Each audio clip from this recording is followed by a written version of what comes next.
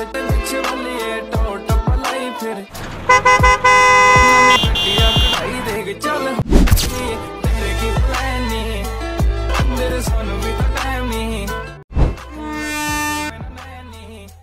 আলাইকুম এভরিওয়ান, আমি মোহাম্মদ আলসিয়াম Hossain and welcome to my blog 1।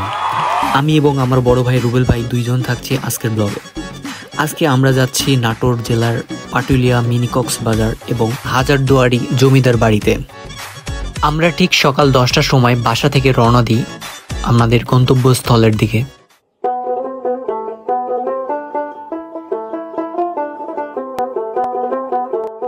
Bhabaniganj two Kesharhat রোডের মিনি ঘুঘুডাঙ্গা আমরা পার হয়ে ভবানীগঞ্জ অতিক্রম করে গ্রামের সৌন্দর্যগুলো উপভোগ করতে থাকি। মেঠোপথ ঘিসেই এঁকে বেঁকে চলে নদী। এটা হচ্ছে বারই নদী।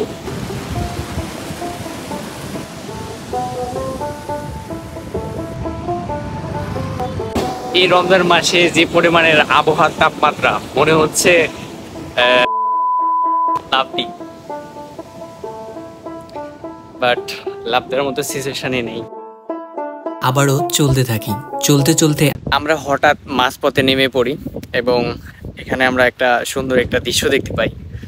রুবেল ভাই হচ্ছে ড্রোন ফ্লাই করতেছে শুধুমাত্র শটটা নেওয়ার জন্য।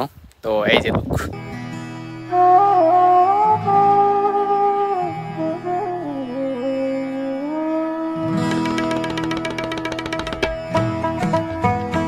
আমরা এখন আছি নাটোর পাটুল মিনি কক্সবাজারে।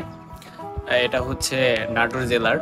তো আপনারা হয়তো বা দেখছেন এখানে হচ্ছে পানি থাকা অবস্থায় এখন সবগুলো শুকিয়ে গেছে। এখন গ্রীষ্মকাল, এখন একদম পানি শূন্যতা।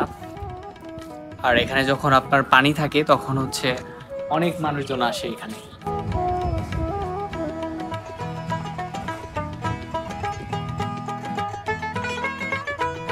এখানে আমরা দুপুরের সময় গিয়ে পৌঁছাই, যার কারণে আমরা এখানে বেশিক্ষণ দেরি করি না। এখান থেকে আবারও আমরা রওনা দিই।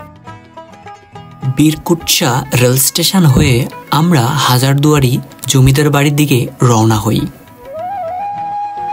এখানে আসতে আমাদের সময় লাগে মাত্র 5 থেকে 7 মিনিট সময়। আমরা এখন অবস্থান করছি হাজারদুয়ারি জমিদার বাড়িতে। এটি রাজশাহী জেলার বাগমারা উপজেলার যোগিকপাড়া ইউনিয়নে অবস্থিত এক ঐতিহাসিক জমিদার বাড়ি,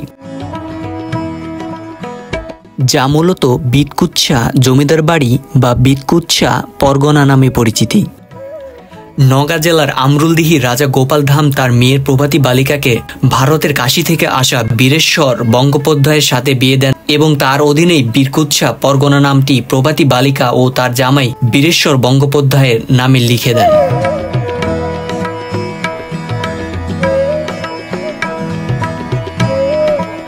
আর এই থেকেই জমিদার বাড়িটি জমিদারি সূচনা হয়। 1947 সালে বীরেশ্বর বঙ্গোপাধ্যায়ের পরিবার ভারতের হুগলি চন্দনে গেলে পরবর্তীকালে এই বাড়িটি সরকারের দখলে চলে আসে।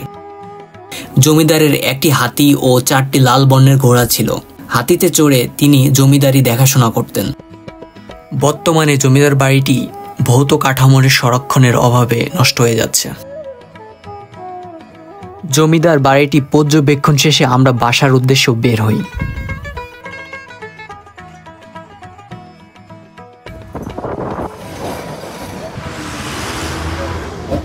আজ এই পর্যন্তই, দেখা হবে পরবর্তী ব্লগে।